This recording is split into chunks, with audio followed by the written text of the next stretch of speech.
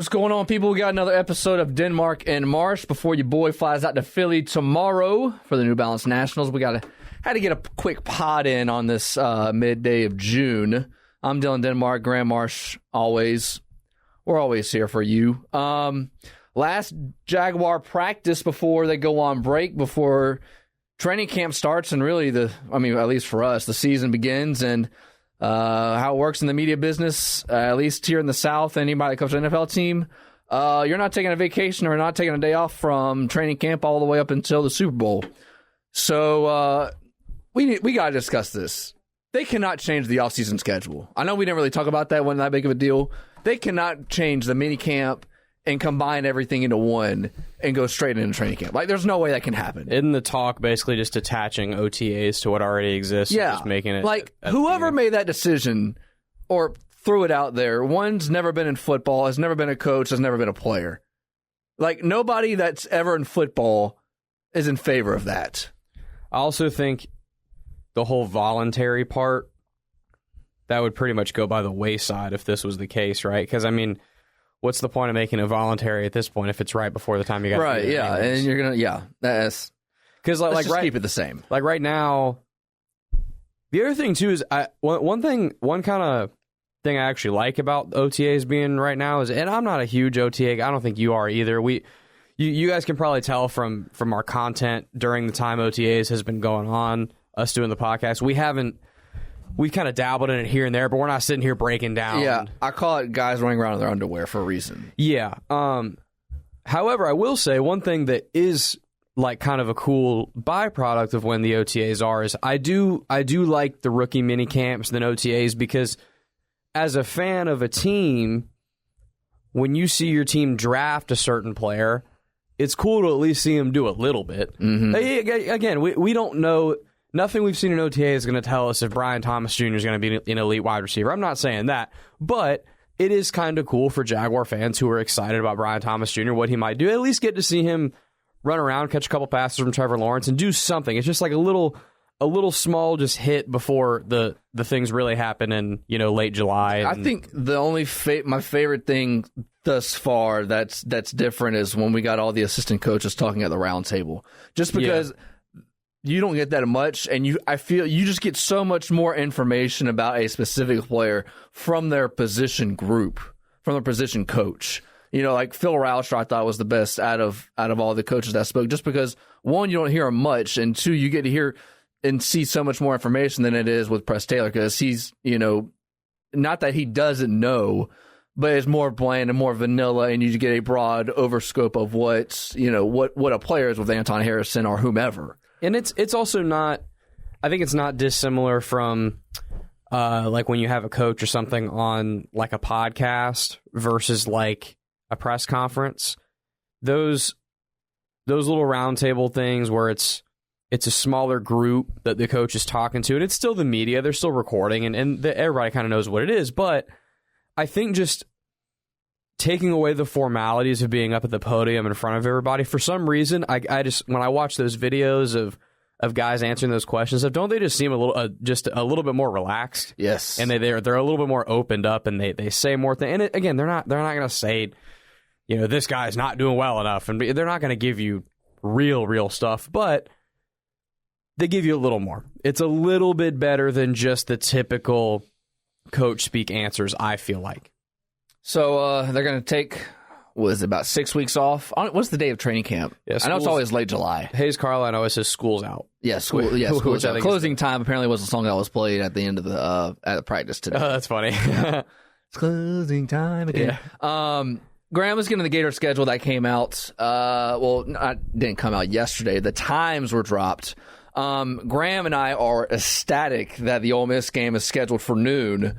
So Graham and myself, and Graham knows people from Ole Miss, we're trying to plan a shindig, so to speak. So Graham and I will be pounding White Claws at 6 a.m., morning call at 5 a.m. Absolutely. And if y'all want to come, hop on aboard, Yep, isn't that the plan? Bloody Marys it is, baby. Yeah, why not? Mimosas, get your mimosas ready, get your, if you make a mean espresso martini, get it ready. All the morning drinks, let's get after I'm not trying to be stereotypical, but mimosas is a very Ponte Vedra Oh, of course it is. Yeah. higher end, usually white person thing. Yeah. I don't know anybody on the West Side that's ever drinking mimosa.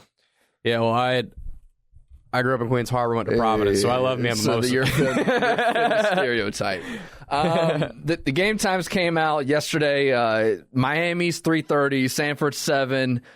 A&M is at home again at 3:30, and then you got a couple other games. The one that really stood out to me, obviously Georgia's at 3:30. The Texas game at noon, that's going to be tough. On the road, 11 a.m. Central. It's probably going to be a little bit cooler, but it's an AstroTurf. Hopefully it's not 95, 97, 100 degrees. No, that'll be in the Texas game? Yeah. No, that's in November. It should be fine. Yeah. And then you got LSU. That's a 3:30, 8 o'clock flex. I just wish that it all came out at the same time like the NFL does. Like, I didn't even know that this was happening yesterday until I went on my Twitter. I was like, oh, okay, we got game times for most of the season. Right. And we still don't have game times for any other conference except for the SEC. I was just looking before we started. Right. There's nothing from the Big Ten, nothing from, I was about to say the Pac-12. I don't have it anymore. The Big 12, the AAC, ACC. So it's kind of hard to compare that, like, I like to look at it as, okay, week 1, Florida Miami's not 3:30, or it's 3:30 and it's not 8 o'clock because of this game or that game, so on and so forth. 3:30 is going to be hot. I don't think it matters. I mean, it'd be a little bit better if it was under the lights like Florida Miami was in 09, I think it was. Yeah. Yep. 09. Because it's every 5 years that they play. So they went 09, 13, 19, and now, 09, 14. 19. That's right? Yes. Yeah. So sorry. Continue. It doesn't bother me. I don't care. I'm glad the game's not at noon. Fine with it at 3:30. I'm not going to throw a fit at, it's hot. Well, I mean, what's the difference going to be between 3:30 and 7? I mean, we were at the Utah game last year. That was pretty humid. Week 1. 2 years ago. 2 years ago. Yeah, Sorry. Yeah. The time's just flying by.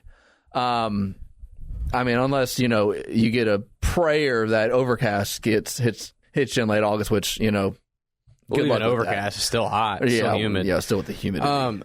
I wanted to go, we were talking about this off air before we started. I kind of wanted to go through the hard game times we do have, and we won't spend a lot of time on some of them. Like, we don't really need to break down the fact that Sanford's at 7. But just a few of these that you and I might both find interesting and why, and then more specifically, is that game time advantageous or disadvantageous for the Gators? Just a couple I wanted to go through the schedule, but just a couple I wanted to really hit hard. Miami, we already knew this game time at 3:30. We've just been talking about it. Does that help or hurt the Gators? I don't see how it hurts them. I think it hurts them because I think, granted, that crowd's going to be electric regardless. I think it takes a small, probably a slight, but it takes a very slight edge off of what a night crowd would have thrown at Miami, in my opinion, if that's a 7 o'clock kick. Not because people won't show up because of the heat, not because of anything like that, just because we know how night crowds are in the Swamp. It's tough to beat that as a college football environment. There's a very, very, very short list of college football environments I would put ahead of the Swamp at night. And the Swamp in general, but particularly if that game had been under the lights, I think it just makes it that little extra bit harder for Miami. I could see that, but I just don't see how it's like. I don't see how it changes the outcome of a game. Yes, I understand that the crowd is more electric, but I don't see where it's like, I don't know. The game is still the game at the end of the day. Put it this way: we were at that Utah game. If that Utah game were at 3:30, would it have been the same result? You think? Yes. Now, the fan experience is different. I'll give you that, but the game's still the game at the end of the day. Okay. And it's Miami. It's not like they're traveling from... It's not like we're playing Cal or Oregon. Yeah, the travel... that flight and the travel and heat, it doesn't really do much. Like, I don't think that really makes the difference. It's really just, I think there's a slight little edge taken off. Now, granted, 3:30 is far better than if it were noon. Oh, yeah. Noon, that'd be noon would be that'd be such a buzzkill. It would be. I think I believe it's a bigger deal than you do, but I don't think either of us think it's like a huge game changer. Okay. I'd much rather have it at 7, though. That being said, it just feels better. Sanford is 7, whatever, who cares? Week 3. A&M at 3:30 at home. So this is the first two meaningful home games of the year. We're excluding Sanford. The first two meaningful home games of the year, both 3:30 in the Swamp. Your thoughts? Fine by me. I'm looking at the schedule. I'm trying to find. I guess all these games, regardless, it doesn't matter because you always be. CBS always had that 3:30 window, and then the second best SEC game was always that 6-7 o'clock ESPN, and then it kind of unfolded from there. I'm looking at the schedule. Most of the games from ABC are 3:30. A couple of them are at noon, and I'm trying to see if there's any other start time. Like Tennessee says 3:38, not the network. And then you got Mississippi State right after. Yeah, I'm just glad it's not a noon kick. That's probably the best time for what those two teams are. All things considered, where those two programs are right now. Yeah, the main thing I'm looking through early in the schedule is Florida gets to avoid a sweltering noon kick in the early part of the season. There's going to be sweltering 3:30 kicks for sure. Like we said, it's going to be hot. I mean, you're in Gainesville, Florida in September. It's going to be hot, but a noon kick would be even worse. Yeah,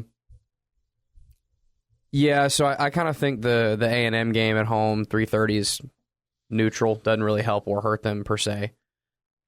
You think? No. Kind of same as Miami. I think a night game would help Florida slightly, but to your point, I don't think it would make a difference in who wins the game. Yeah, it doesn't change the outcome at all. Agreed. Okay, September 21st at Mississippi State. That's the first high noon kick the Gators have for the season. This is week 4, their 4th game, and it's the first noon game. 11 a.m. Central, by the way. 11 a.m. Central. Which I don't know how much of a factor that is, because, when you go, not that Florida's had noon starts at Alabama, Auburn, the state of Mississippi. They have with Missouri a couple of times. And they have it. There's a key school they play a lot of 11 a.m. kicks at. Probably the majority of the games they play there. Vanderbilt. Yeah, that's true. I forgot about that. And they always come out flat against Vanderbilt. Now, that's Vanderbilt. I think Mississippi State is different. Yeah, the Cowbells as compared to 35,000 at Vandy's, it's slightly different. It's a better energy crowd. It's a more real SEC environment. So that should help. But I'm just saying there's one school that Florida plays every other year where there's a decent sample size here of showing them start slow every time. And Mississippi State is not Georgia. I don't know how good they're going to be. We'll kind of have to see with them, but they got a new coach coming in and everything. But I don't think yes, that's all true, and I agree with you, but I don't think in the first month of the season that matters because noon time starts matter once you get toward the end of the year because you know what teams are at that point once you get to later October and November. In September, everybody's got optimism. Everybody feels good about themselves. Even if you're 1-1, 1-2, you go into that game thinking, okay, if we win this game, we can change, everybody, we can change our mindset and we can move forward and say, that was in the past. We're still trying to learn and get our groove, yada, yada, yada. So I don't think September noon games mean as much because, like you said, with Vandy's usually later in the season. Missouri's usually later in the season. And it's like you see that with every team that has those noon clunkers every year. It's always around Halloween or in November. I don't disagree. I just think, kind of looking at this now and thinking more and more about that game, I won't be shocked if Florida starts that game slow. I won't be shocked if they have a bad first quarter. You look up, they're down 14-3 at the end of the first quarter or something like that. Okay. UCF the next week in Gainesville again. We know it's at nighttime, 6 to 8. We don't have the network yet, like you said. Your thoughts, night game? I like the night game. I don't know why, but I feel like this is not getting a lot of hype, but it will get a ton of hype once that Thursday, Friday comes around. I agree. Just because of what UCF's been the last couple of years and the amount of talk that's been between the two programs. Remember, they couldn't get to a deal. When was this? 2019, 2020? They didn't want to do it. UCF was above Florida, and I forget what exactly the deal was. The deal was that Florida wanted to do, I think, a home... But not go to UCF. I think they were willing to go once, but they wanted, like, Florida wanted 2 home games in exchange for one. That sounds right. And UCF said, no, we want a straight up home and right. home. Because, like, Florida did the deal with USF, where USF came to Gainesville twice, and then Florida went there once. And Florida was basically saying, well, let's do, hey, UCF, let's strike the same deal. And UCF said, we're in a different tier than them, basically. We're better than USF. No. We're on equal ground as you. We want a home and home. This was after they won the national title. Yes. And remember Scott Van Pelt did a whole segment on his show about how ridiculous this was? He said something along the lines of, like, you're UCF and you think you can pick your nose at Florida, basically. It was something along those lines. Mm-hmm. Like, and you get to look down at them as if you've done something. Yeah. It wasn't exactly like that, but I remember that, yeah. Yeah. So there's a lot going on here. This game is personal for more reasons than one. I wonder, though, and I just thought about this, how many of the guys are on Florida's roster and UCF's roster that look at it like that way, though? Like, obviously fans do because they lived through it. I mean, when that happened was 2018, 2019. Kids that were... I mean, let's just go with a high school, a guy that's on the team that's a junior right now. He graduated high school in 21. That was, he was in 8th, 9th grade. I wonder how much of that he cares about. So I don't think that really carries a lot of weight. I agree with you. That was a little bit long ago, and I don't think that the players on the team, on each team respectively, now probably don't even know that happened. You think Cormani McClain has any idea that this was a thing? There's no shot Cormani McClain has any idea about that. Correct. So that, I agree with you, no. However, the location of these teams, that matters. The fact that UCF is in Orlando, I am sure a bunch of players on UCF's roster that are from the state grew up Gator fans. I'm sure that is true. 100%, yeah. That probably were snubbed by the Gators at one point in their recruiting process. And that's always been like that. Correct. But as opposed to what I'll give UCF here, as opposed to a USF ain't unless something crazy happens, USF ain't going to beat Florida. UCF will beat Florida if Florida's doesn't have their stuff together that day. You know what I'm saying? Yeah. Like, UCF can absolutely win this game. I think this game's like a coin flip, personally. Yeah, I agree. Florida, the game being in Gainesville gives I think it makes it like maybe 55-45 Gators, but it ain't like I'm going in here saying, oh, Florida's going to win this game by 30. Who's UCF's quarterback again? Is it still Plumlee? No. It's KJ Jefferson from Arkansas. That's right. Who came into the Swamp last year for Arkansas and beat the Gators in the Swamp. Yep. So, and obviously, as Malzahn knows what the Swamp is like. Yes, correct. Correct. Is that 2019? 2019, yep. Yeah. Yep. Man, I could not agree with you more that this game is it probably the most underrated game on the schedule in terms of like hype, get your popcorn ready type of game? Yeah, I mean, it's probably like 5th or 6th when really probably going into the game, it's probably going to be top 3 with the hype. Put it this way. I think the same way that, so many college football rivalries are this way, and Florida State is no exception to this. Florida-Georgia is no exception to this. What makes those rivalries so bitter and so deep? It's the fact that because of where the schools are locationally, you have friends that went to their school. You have friends that are fans of their school. So it's personal. It's more personal than other games, right? Gator fans want to beat Texas. Unless you live there or something, I'm sure there's some. Most Gator fans don't know a ton of people that are big Texas fans, right? Georgia fans. Florida State fans. With UCF, it's going to be the same thing.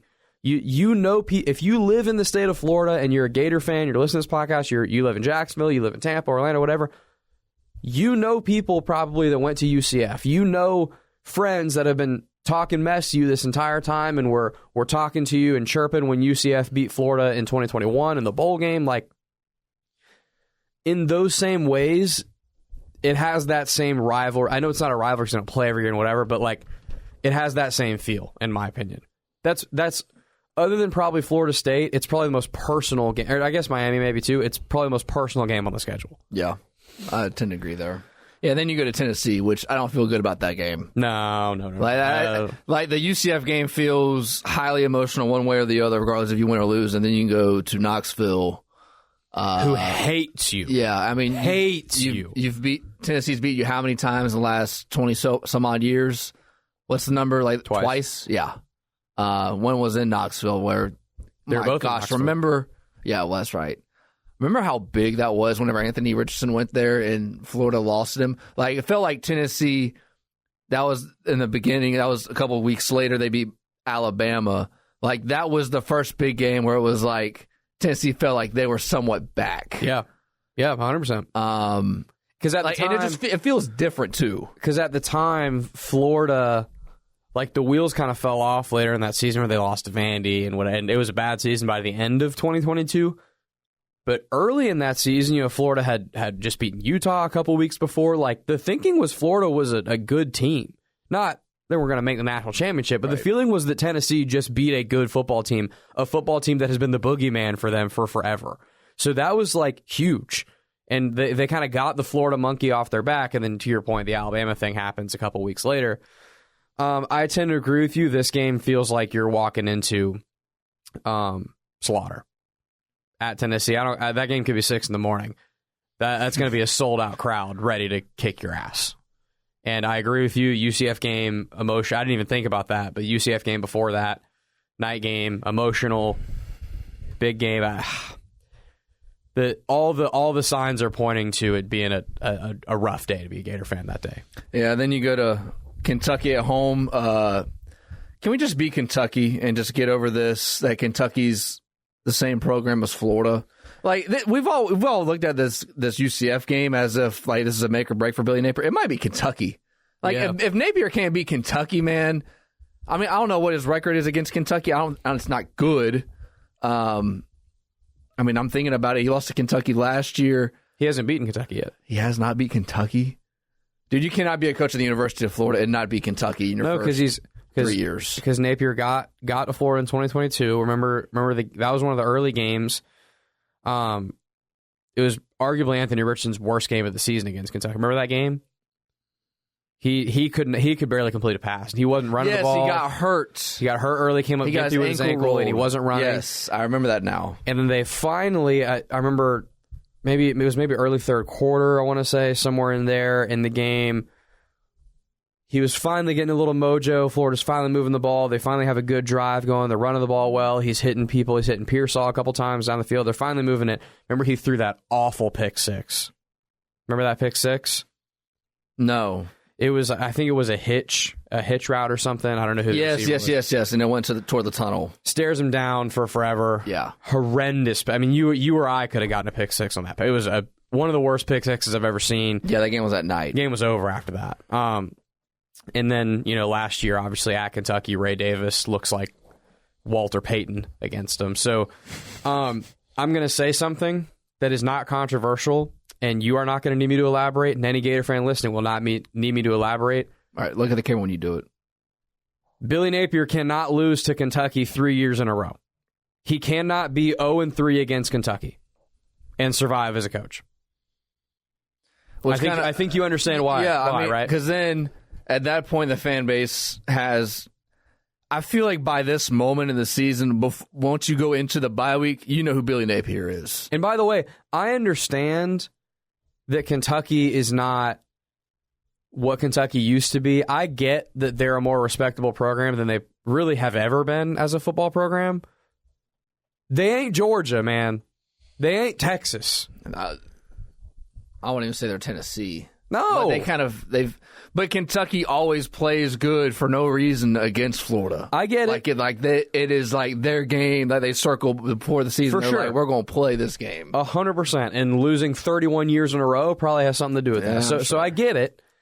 But I don't think I need to explain to anybody listening why the head coach at Florida can't lose to Kentucky 3 years in a row unless Kentucky becomes Georgia or something, which they're not. But do you agree with that sentiment that by this Kentucky game, after the Kentucky game, you know what Billy Napier is. Yeah, I do. The excuses are over. You've had your guys in your program. You've had the staff how you want it to be. Yep.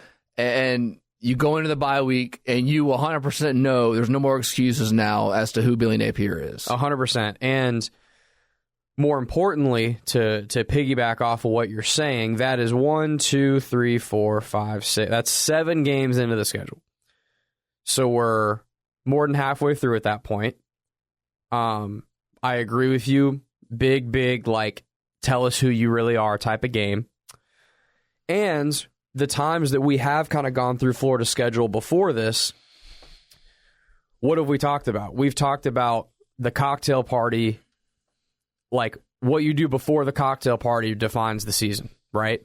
Because the Murderer's Row starts with the cocktail party and after. So they play Georgia after Kentucky. They get the bye after Kentucky and then play Georgia. What you do in the games we just talked about, those are the winnable games on the schedule for the most part. I understand a lot of these are even just coin flips, but you have to win. They got to be, through those 7 games, they got to be, 5-2 at worst? If you expect Billy Napier to be the head coach next season? More than likely, yeah. I've always said it's not the record, it's how you look. I agree, but if they've won 2 games, yeah, well, that ain't gonna work. That's the pendulum's far one way. If they're 4-3 and 2 of the 3 losses they lost by a field goal at the end, then I hear you. And if they're losing because the teams they're playing happen to be really good that year versus they're running out 2 number 3s on the field or they're putting 12 guys on the field on field goal, then I hear you. But man, I don't think they can be worse than 4-3 going into the Georgia game, right? Even with the record. No, what was it last year? Wasn't it like what were 2 they losses? last year? Yeah, they were 5-2. Yeah. And that was nowhere near the back half of the schedule this year's going to be. No. It was a hard back half. It was nowhere near what this is. No. Okay, so kickoff continues. Georgia's at 3:30. We know that. We don't have to spend a lot of time on that. Get drunk, have fun. That game could be at 4 a.m. Georgia's winning by 20 plus. At Texas at noon. This is an interesting one. Tough with 2 Fs. Yeah. I feel like Texas is going to be playing for a playoff. Yeah. I'm not as high on Texas as a lot of people are. I'm not sold that Steve Sarkisian is one of these. Everybody's putting him on this pedestal like he's one of the best coaches. I think he's on his way there. I don't think he's there yet. There's still a lot of things like in that playoff game where had he just ran the football, I think they would have easily beaten Washington and they would have been playing for the national title. And that didn't happen. I agree, but talent-wise, Texas is Texas again, and that was like the main thing that needed to be changed for them. Was there was a period there where the University of Texas was not acquiring talent like they should, being who they are and being where they are. Now they've got the horses now. I agree with you that the coaching-wise, there still are things that Sark can do to get from. Outside of the top 5. Is Sark a great coach? No. Sark's a good coach. I hate when people throw on like great and elite. There's only like 3 or 4 of them. That's what I think. Okay, so Sark is a good coach, and there's a couple things that need to change for him to be a great coach, you'd say, right? Yes. Okay.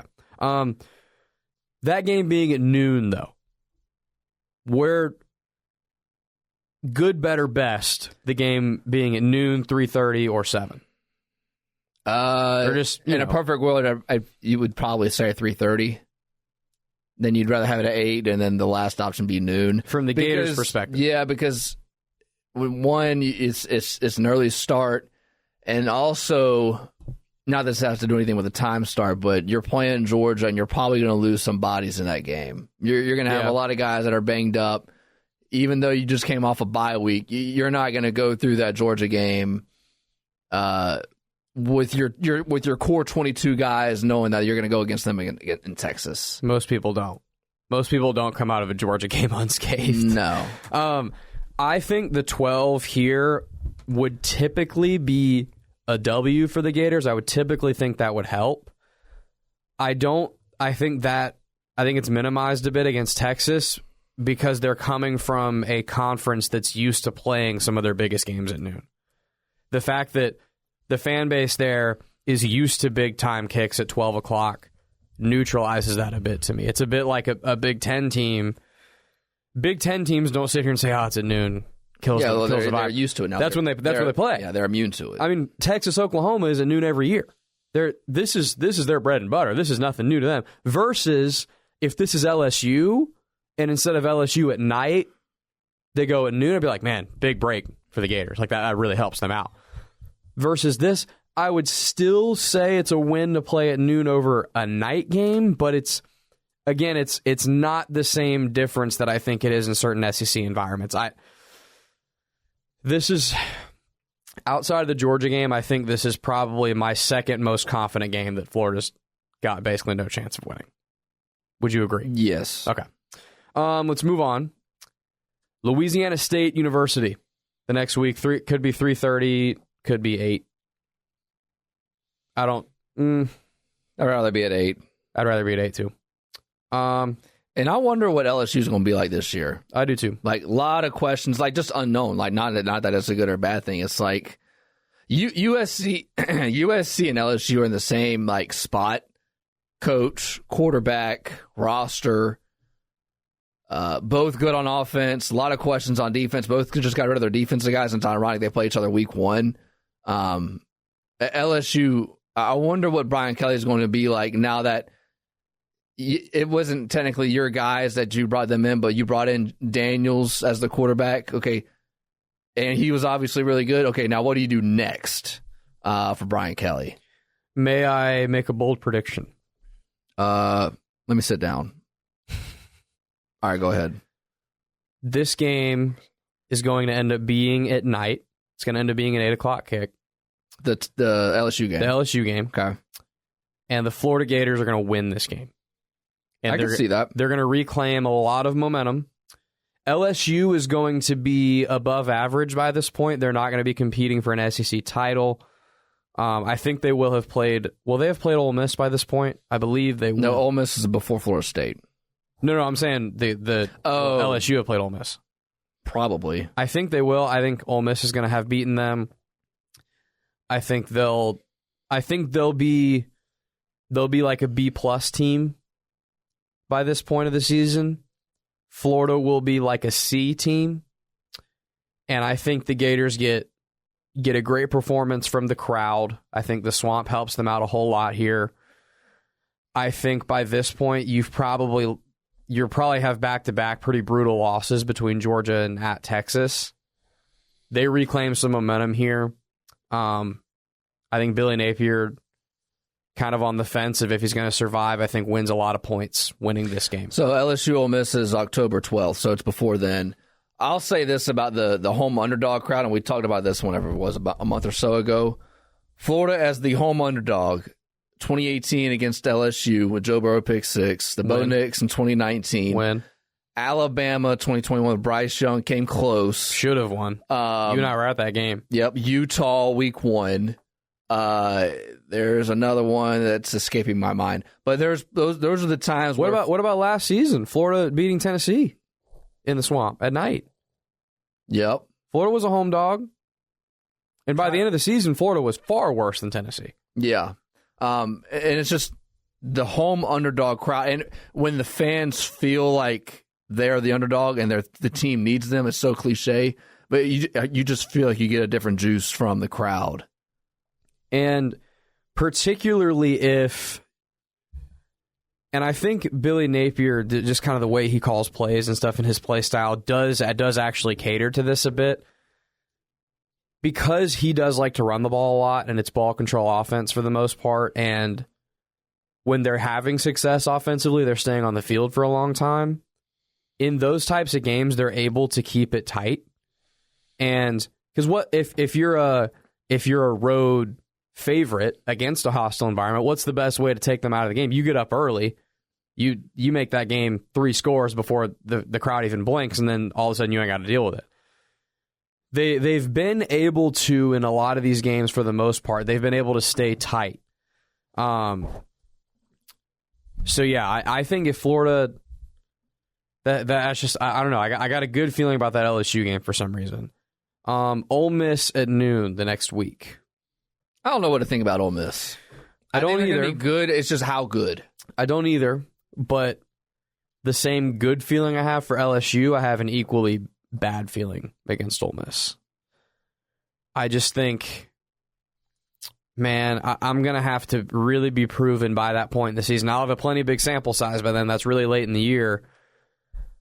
I'm going to really need to be convinced by that point that the defense is far better than it has been because... Yeah, and you're going up against Jackson Dart. Probably going to be a first round. I mean, I don't know. He'll probably be drafted high. And you're going against... am I wrong to say best play caller in the country? I think it's the best play caller. At worst, inarguably top 3. Without a doubt, top 5. Okay. Good quarterback. Good, far improved defense, personnel-wise at least. Here's the thing, though. Ole Miss, the previous week, well, I'll take that back. They got to play Georgia. That's the game before, but they have a bye week in between the two. Yeah. So yeah, that helps. I do not have a good feeling about that game, particularly if they do get a big emotional win over LSU, and then they play at noon the following week against what might be one of the better teams in the country at that point, and definitely a weaker Swamp. The Swamp will still be good and show out because that's what the Swamp does, but the week before you played a big night game, now it's a noon game. Like, the Swamp just simply will not be the same. The electricity will not be the same that it was the week before. That game I don't have a good feeling about. Making it noon seems even worse.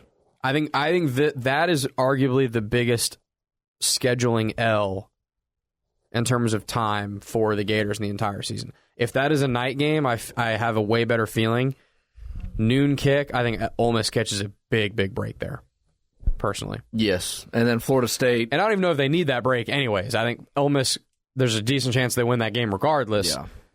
But the worry of having to play a really hostile crowd really dries up making that game at noon. Yeah, and then you go to Florida State, and that's TBD. Yes. What do you think that game will end up being? I bet that game ends up being a nighter again. Oh well, it's at Florida State. Are they gonna do the Friday night thing again? I hope not. That's the stupidest thing. Well, the date is up already. Is it? It's November. Okay, it says Saturday. What game was announced in the last week or so? Oh, it was the Egg Bowl. The Egg Bowl is Friday night again, I think. Instead of Thursday night? Yes. Okay, interesting. And then I remember for a long time, Texas A&M was always Thanksgiving night. I don't know if that got moved back to Thanksgiving. If so, that'd be pretty cool. I just hate. I'm a high school football coach, and the regional final is the same weekend as Florida State, and you have the best high school teams, and usually the best guys are on those teams, and then they can't go see the two of the best teams in the state. Yeah, I hate that. That's dumb. That's stupid. November 30th, Texas A&M. So I think that's a Saturday. It's funny. You look through the schedule, and you're like, you feel more confident when you look at it week by week. I'd still sign up for 7-5 and run with it, and however it looks, it looks. So, really quickly, because this was about the times, but this kind of just turned into like, what do we think about each game, which is kind of, not dissimilar things, anyways. I just kind of went through and tallied what I'm thinking right now. I'm thinking 6-6 as I look through the schedule more and more. As I have the times now, I kind of just sort of picture that Saturday and picture sort of all the elements and everything. 6-6 feels somewhat realistic to me. Is Billy Napier the coach if they go 6-6? I think yes. I think he will be. I lean no. I think it has to. This is what I think has to happen. I think the season's going to go. I think Billy's going to empty the chamber, and he's going to use Lagway in any way, shape, or form he can. If he can play toward the end of the year, and everybody's so optimistic that what you're going to get from him next year is, dude, we have this guy, like what we thought of Anthony Richardson, but we actually get to see it, then yes. If and he wouldn't have to go through a coaching change. Right. It'd be like, man, I just think my opinion going through this, and look, we talked about this already. We understand that when it's very easy for us to say things. I'm not talking about you and I specifically, just Gator Nation. Like, there's a lot of people, and Hacker and I have gone through this a billion times on Gator Bites, and I don't know if we agree on this. There are so many Gator fans out there right now that I think are saying to themselves, look, we know how hard the schedule is. We get it. Like, let's be reasonable. And then when the season starts and games happen and you get emotional, you're less reasonable, right? This happens every year. Does it not? Yes. I mean, there were, before the season, before 2023 started, basically every Gator fan was saying, absolutely not, no questions asked. This is a black and white issue. We will not even let Billy Napier being fired enter into the realm of possibility. And by the end of the season, a bunch of people wanted him fired, right? Last year. Not everybody, not the important people, not people making decisions, but a lot of the online storm and a lot of people at home that are Gator fans wanted him to no longer be the coach. So this year, that's going to get even louder if they lose and whatever. But I am getting a sense more and more this offseason that it seems like, from just everything I've heard, from what people have said, from other podcasts I've listened to that have well-informed, plugged-in people, it just seems like the top boosters and Scott Strickland and the powers that be, that the people that actually have the power to make this decision, it just seems like they understand what type of gauntlet they're about to go through. Like Scott Strickland's whole comments a couple weeks ago, I remember, about it's about being the Florida Gators, blah, blah, blah, blah, blah. Yeah, and he's not an aggressive guy that's going to pull Napier out after week 6 if he doesn't like something. And I'm going to be honest with you, when he says it's not about anybody else, it's about us and being the Florida Gators and whatever, I don't really know what the hell that means, but what I think it means is more like what you just said. What I think it means is it's less about the schedule and more about how they actually look. This is another season where the exact record, to your point, might not be the deciding factor, but you can't get blown out in a lot of games. Georgia might blow you out or whatever, and that's okay, but you can't get blown out by, 50% of your schedule, right? You can't just be losing by double digits every week. Yeah, at that point, it's a no-brainer. That back half of the season, I know it's hard, but it can't be the fourth quarter and you can turn the game off. Well, and also, when you get to that point, too, it wouldn't surprise me in the least if Lagway starts to play a series or 2 or 3, because regardless of what the season is at that point, number one, you're recruiting that guy to stay at your program. 100%. If you think that you're going to stay another year, 100%. That's number one. And then number two, you're trying to get a look at what he's going to be. Now, yeah. I mean, if Graham Mertz is, he exceeded, I would say, most of everybody's expectations from far a year exceeded ago. mine. Exceeded my hand up. I was very upset about them bringing in Graham Mertz. I think 9 out of 10 people would say the same thing. Yeah. And if you see that even to another level this year, you got to play him a lot, but I still think Lagway is going to play, just because it's the landscape of college football now. If you don't want if you want the guys that are on your current roster to leave, you have to show them, hey, I want you to stay in my program, and I have to play you. That's how it is. It's not. Yes, it is. Pulling them aside and say, hey, we have a plan for you moving forward, yada yada. But you got to see it. You got to do it, and that's. I know this because I'm a high school football coach, and that's how we do it too with a lot of the freshmen, and that's how it is with everywhere now. So it all depends on how you look, in my opinion. Let me ask you this. Let's say they go 6-6, okay? Because I think would we both agree that that's probably the floor in terms of record for him to potentially keep his job? Yeah, if you're 5-7, you're not. Even if you look good in games, like 5-7 probably doesn't get the job done, right? 3, no. Okay, I think I agree with that. 6-6, we're on the fence. It could go either way, we think, right? It kind of depends on how those games actually look and specific things that transpire. And if DJ Lagway, to your point, is looking like the truth by the end of that season, that would push it in the right direction versus not. Whatever.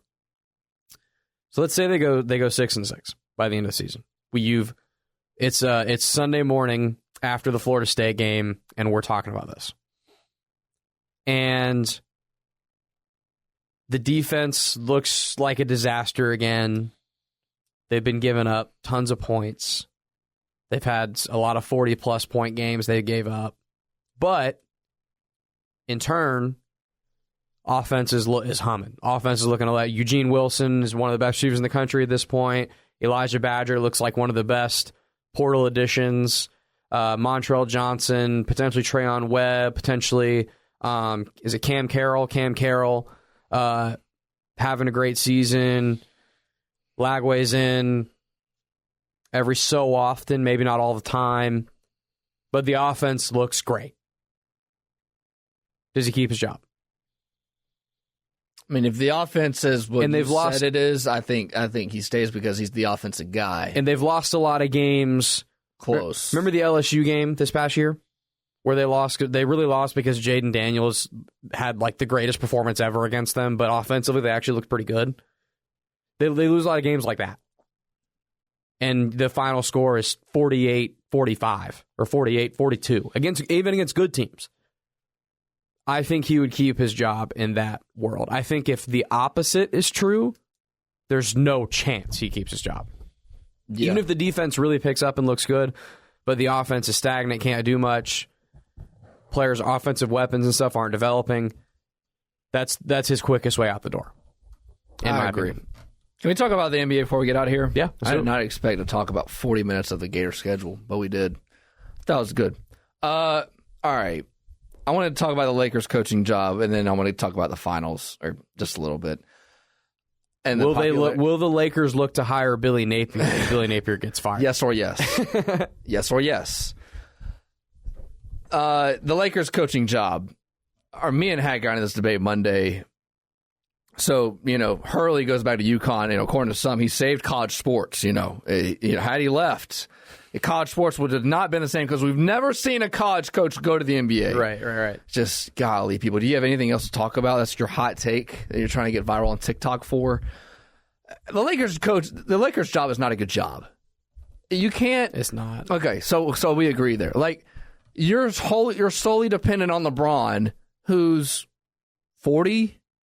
I think he's about to be 40, and I think he's 39 right now. We've all known about the rumor mill about him and his son, and then if he wants to up and leave, yeah, he's 39. Then you're dependent on Anthony Davis, a big guy who's often injured. That does not mesh well with getting healthier as your career goes. After those two guys, who else is on the roster? Austin Reeves. You're gonna look to him, and it's not like they don't have any draft picks. And not only that, who in the draft are you gonna look to and say, hey, we can? I cannot, Graham. Follow Bronny sports. James. I follow sports every day. I cannot tell you 3 top prospects in this NBA draft. That's because most of them are not playing college basketball. Yeah, and that's what just shocks to me. Like, you can name one. Bronny. He's not top 3 prospect. No. Hell no. But he's a prospect. No, but you can name a top 3. Donovan Clingan from UConn. Yeah. Or what about the Purdue? Donovan Clingan is probably top 3 to 5. What about the Purdue big guy? What's his name again? Zach Edey? Yeah. I don't know if Zach Edey will go in the first round. But I know he's going to be drafted. And I mean, that's all I know. Yeah.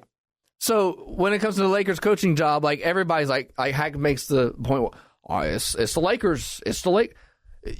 Hurley can wait another couple years and be fine and get another NBA job if he wants an NBA job. And here's another thing. Not anybody can coach the Lakers.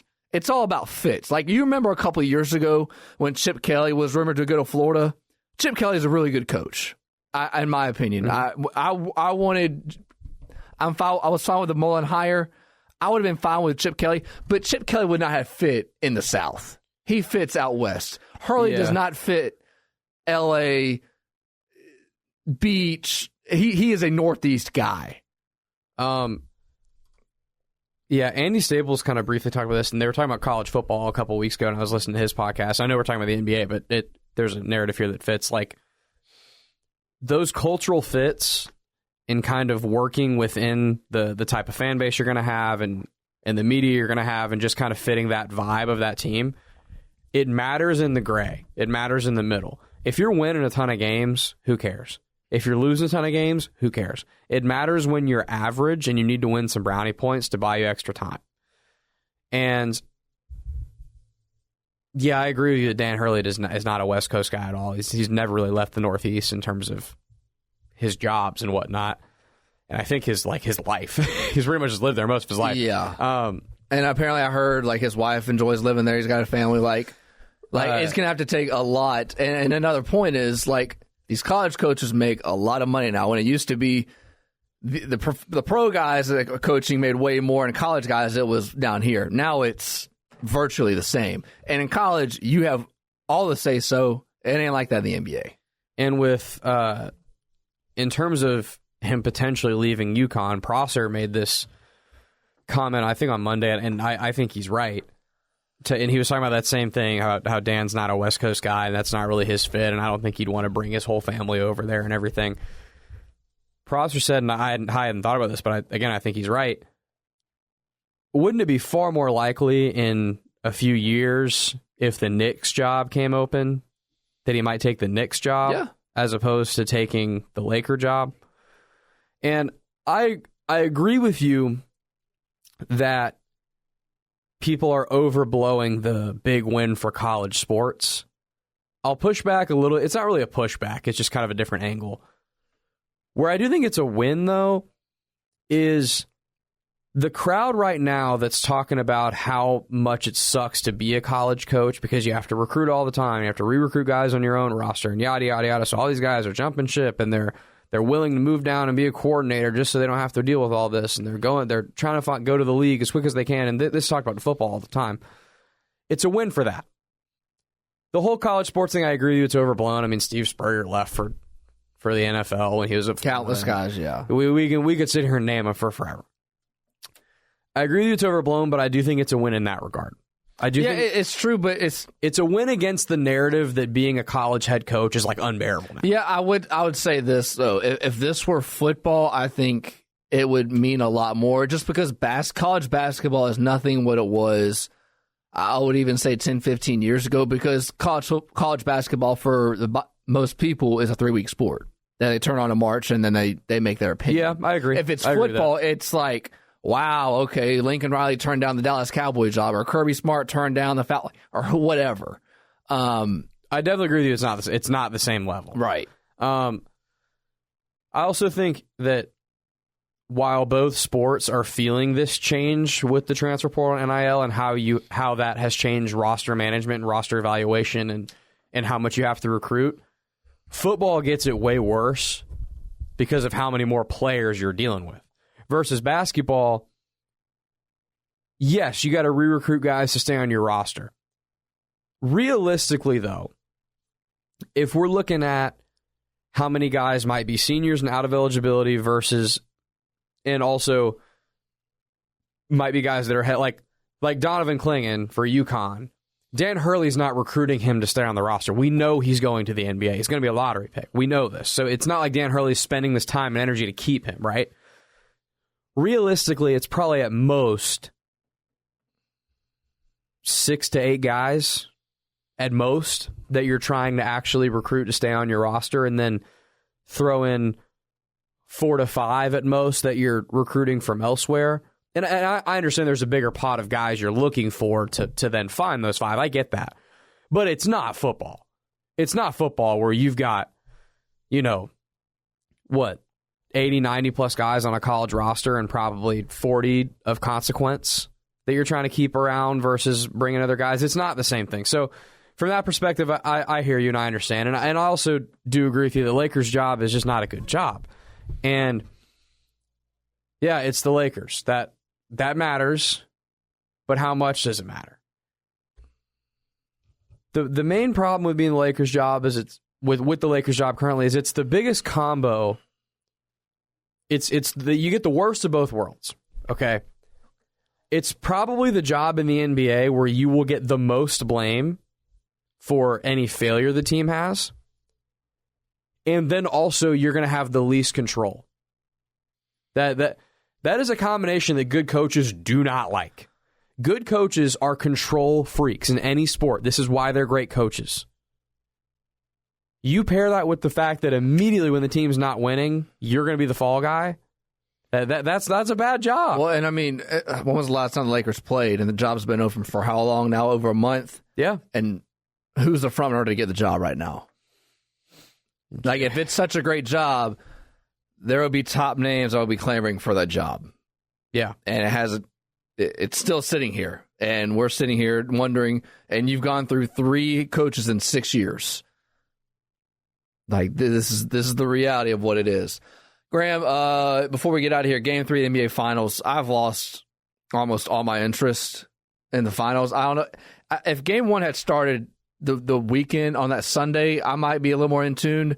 I'm just checked out, man. Like, I don't know why. I just don't. I watch it, but I just don't have a lot of angst to watch. One thing that is hard about the finals, if there's not a team you're invested in, and if it's not a great series, which so far it has not been a great series. Hopefully that changes. One thing that's the beauty of the NBA playoffs, and you especially if you pair it with the NHL playoffs and you like watching hockey, which I love playoff hockey. I'm not like some huge hockey guy throughout the season, but playoff hockey is very fun to watch. What makes this, and we're kind of out of it now, we're kind of through it, but what makes like the April-May run of NBA and NHL playoffs together fun is you've got sports every night. You've got action every night. Once the finals hit, you have those gaps that kind of crush the momentum of that. Like, it sucks. Like, Sunday I watched Game 2. It kind of sucked knowing I was going to have to wait till Wednesday to get any basketball again. Yeah, that doesn't bother me as much as the conference finals for them ended on a Thursday, and they waited a whole 7 days to start the series. That's a huge factor, too. Just I agree. kind of kills it. And that was a mistake. Well, I mean, that's kind of what they usually do because ESPN's trying to stretch out this. I mean, Kendrick Perkins today, one of the stories that popped up, and apparently they were talked 10 minutes about it. LeBron James unfollowed Kendrick Perkins, and the big deal of that is... Why didn't we lead the show with that? I don't know why. I mean, I was going to do what the headline of that was on ESPN.com last night was talking about Tony Stewart and Stuart Haas's the car that he owns. They're not being an ownership in NASCAR anymore. That was the headline on ESPN.com yesterday. I'm like, we have got to do a better job as a sports journalist to talk about something.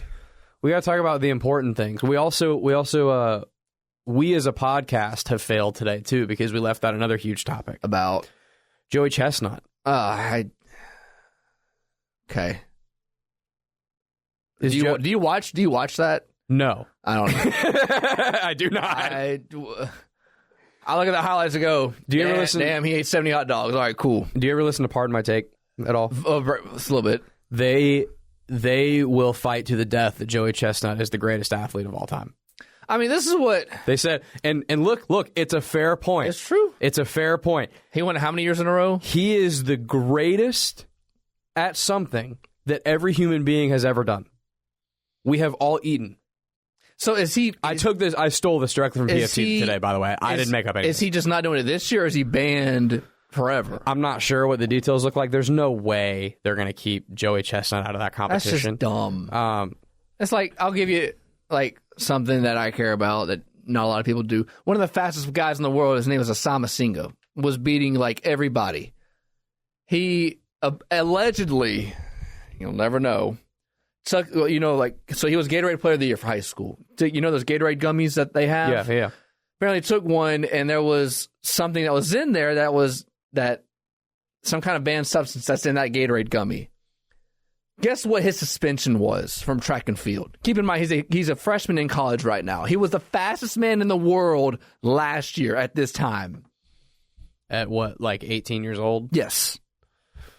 His suspension is he is suspended through this time next year.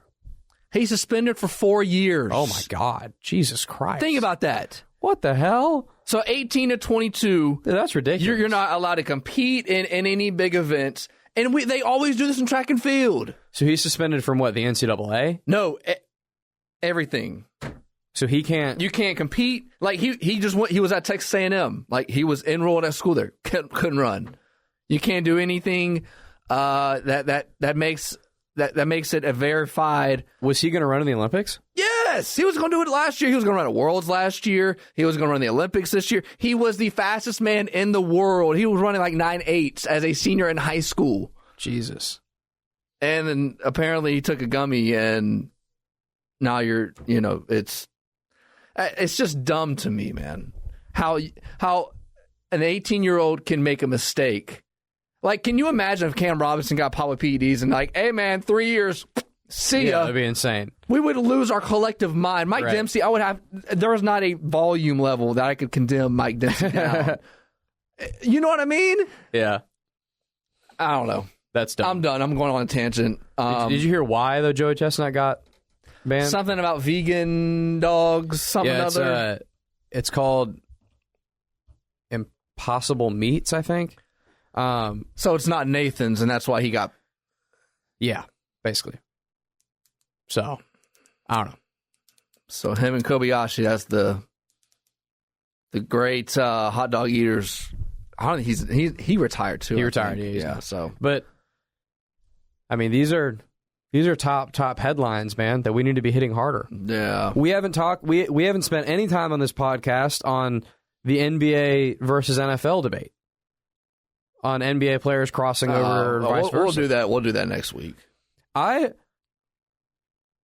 actually, so at first when I heard this, I was like, this is so dumb. Why are we talking about this? And then the more I kind of listened to people talk about it and stuff, I was like, I care about this more than I thought I would for some reason.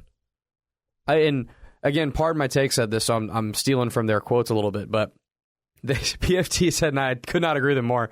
He said the main mistake Austin Rivers made was he made this comment in May. He should have made it in July. Yes. This is a July comment. Yeah.